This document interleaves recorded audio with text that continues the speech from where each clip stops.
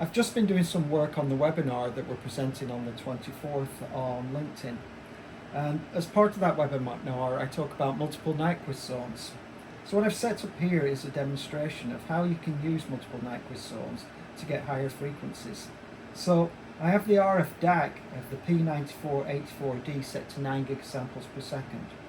And what we can see here, this small signal here, is S clock over 2, so that's 4.5 gigasamples or gigahertz, and then here's the actual clock at 9 gigahertz or 9 gigasamples.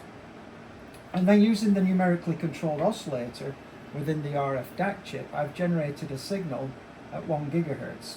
And so we see this larger signal at about 0 dBm at 1 gigahertz, and then here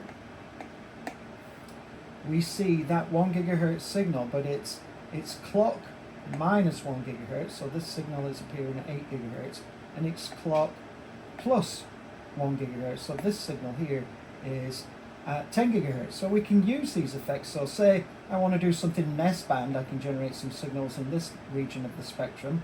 If I want to do something in X-band, I can use this Nyquist zone at 10 gigahertz, so I can generate signals all over the spectrum. But remember, every time you use a different Nyquist zone, you get a loss in amplitude, and that loss is usually a sin X over X shape.